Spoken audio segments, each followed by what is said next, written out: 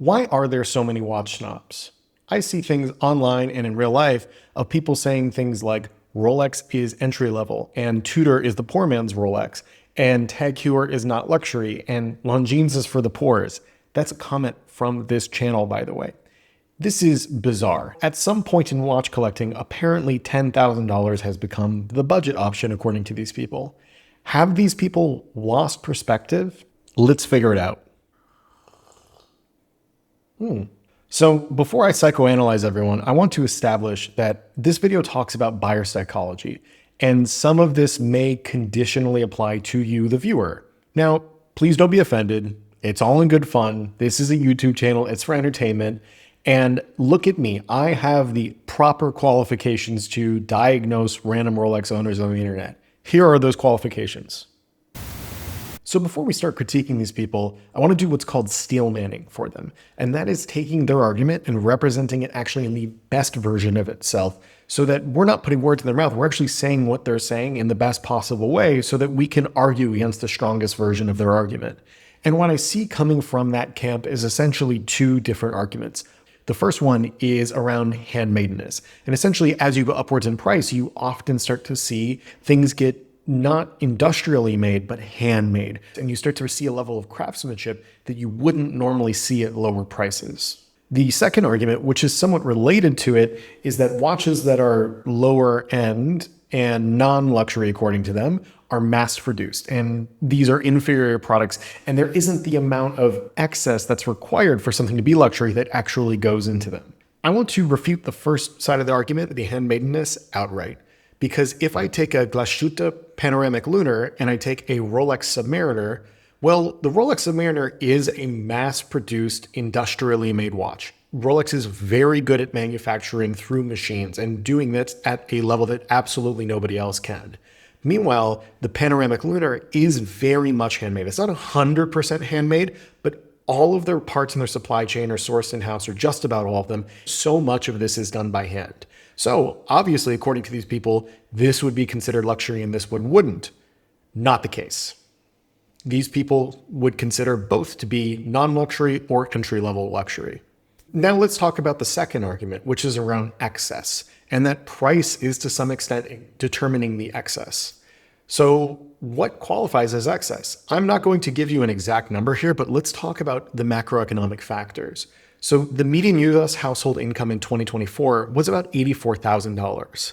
A $2,500 watch, which again, a lot of people in this watch snob group would not consider luxury, is about 3% of median household gross income.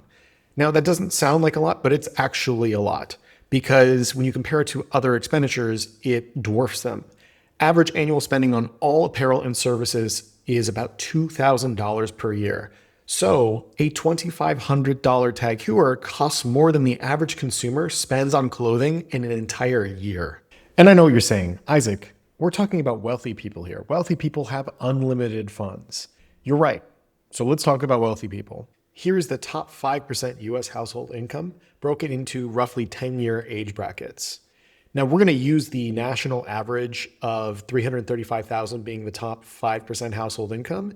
And that is wealthy, right? If you lined up 20 households, including the children and the wife and everything, this individual who is wealthy would make more than 19 of those 20 households. We're going to pretend it's a California household because if you are in the top 5%, you are more likely to be in a state that has a higher cost of living and also a higher median income like California or New York.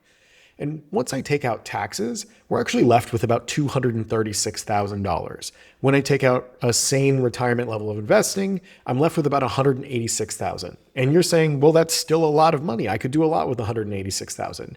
Now, you're right, but there is lifestyle inflation. Things just cost more as you make more money. When I take out housing, childcare, transportation, healthcare, groceries, vacations, insurance, home repairs, and miscellaneous fees, I'm actually left with about $20,000 for the year for the entire family for remaining, let's call them frivolous expenditures. Now, again, this is an illustrative household. This isn't going to be all households necessarily. Some are actually going to be a lot better with their finances, but many are going to be worse. A 2024 payment survey found that over a third of respondents earning over $200,000 were living paycheck to paycheck. Now, this includes affluent households that are maintaining expensive lifestyles, not people that are struggling to buy food. I'm not asking you to start a GoFundMe for the family making $300K a year. What I am saying is that for someone in this bracket of income, 10 grand is still 10 grand, and it is still a lot of money for them. It is a purchase that they do have to think about. So rich people have a lot of money, but they do not have infinite money. So why does it feel like they do? I believe the answer is social media. It has completely screwed up what feels normal, and it's given us an absurd comparison group. You're no longer comparing yourself with the coworkers, your neighbors, people you actually meet. You're comparing yourself with the most interesting, most wealthy, most consumptionist, is that a word? People on the internet. Let's look at Tobey Maguire in Spider-Man in 2002, I think it was, and compare it to Spider-Man today. Now, when Spider-Man came out, people thought he was jacked. There were news articles about him being extremely muscular. By today's standards, he's considered a twink. He's considered very small in this. In fact, if you watch it today, you say like, wow, I really remember him being more muscular. And this isn't an isolated example. Here's Hugh Jackman in the first X-Men, which I know there were logistical issues around that, about him not getting to train, but he was considered jacked for the time, versus Wolverine today, and he's like over 50 now. And I think this same superhero's physique transformation also exists in luxury good consumptions as well. This is a news article from decades ago, where Rolex was the watch where you would say, I have arrived, I have made it. And now you have Forbes telling you that this is an entry-level watch. And there's a ton of data around this. Research has linked social media use with upward comparison and worse self-evaluation. Social media isn't making rare things common, it's making rare things seem common. And the things you're seeing, they are real. These are mostly real watches, but the lie is the sample. You do not see a lot of Royal Oaks or a lot of Aquanauts or Nautiluses out there in the wild. You see them a ton on YouTube. This video is sponsored by nobody. I don't have any sponsors. I would like to though. I want to get to the point where I can make this content full time, and I need your help. The more subscribers I have, the more likely I am to get to that point where I can deliver this content on a regular basis and do it forever. So if you like the content, please help me out and subscribe. Thank you. And for me, I love mental models, so I build mental models around everything. And my mental model is that there's actually a spectrum of people who are watch guys or who are into watches. And the spectrum is from watch enthusiasts to status enthusiasts. You see this in all types of things, right? If you're into cars, right? There's the guy he's the car guy. He's the car enthusiast. He says oh, that's a straight 6. And oh man, that's like a weird early model Land Cruiser. And this is so cool. And you can talk to him about how cool the cars are. And then you have the guy who's posting steering wheel shots talking about how Ferrari is better than Porsche, which is better than BMW, which is better than Toyota. Where the watch enthusiasts, you can come and talk to them and they'll get excited about a Casio. The status enthusiasts are all about costly signaling. Now, if this is a term you're unfamiliar with, this is actually an evolutionary term. Peacocks are a fantastic example of costly signaling. Their tails are vibrant and they're loud and they're big and they're heavy. And they actually make it worse for them to hide from predators. It makes them harder for them to move, and it makes them more likely to get unalived. But what they are proving is that they can get away with having those feathers.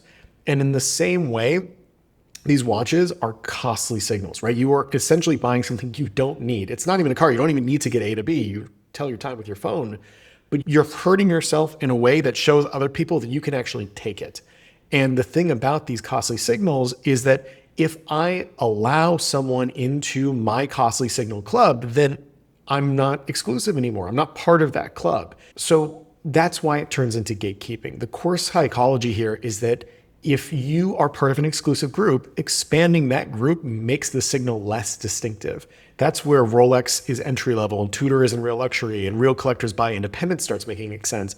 You have to keep moving the boundary upwards. And the data gets pretty dark here. Research suggests that feelings of low power or self-threat can increase attraction to visible status consumption.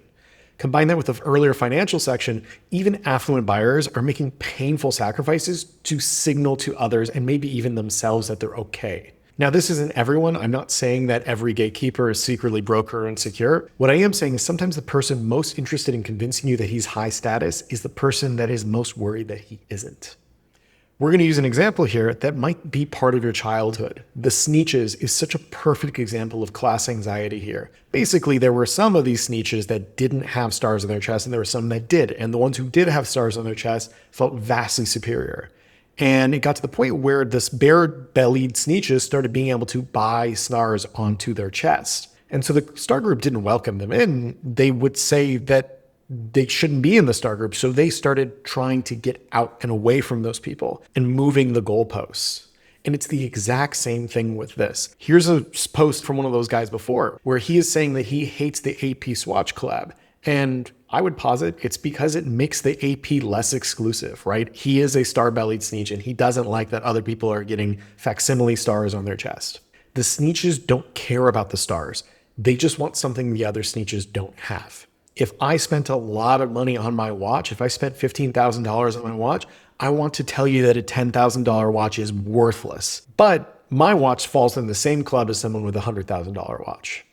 So where is the line for luxury? If I'm not to gatekeep, if I'm to tell you where it starts, I would actually say luxury is personalized. It's based off of your personal circumstances.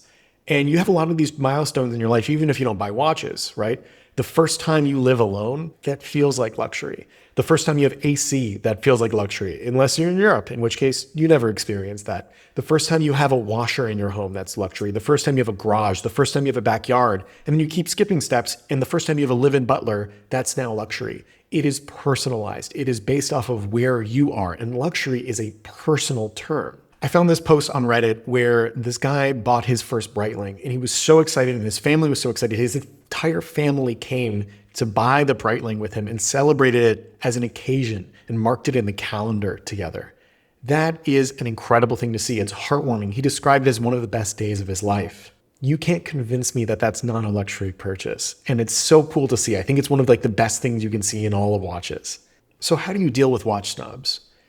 You don't. You don't need to defeat them in their hierarchy because there's no end to their hierarchy, right? These people, maybe even pity them.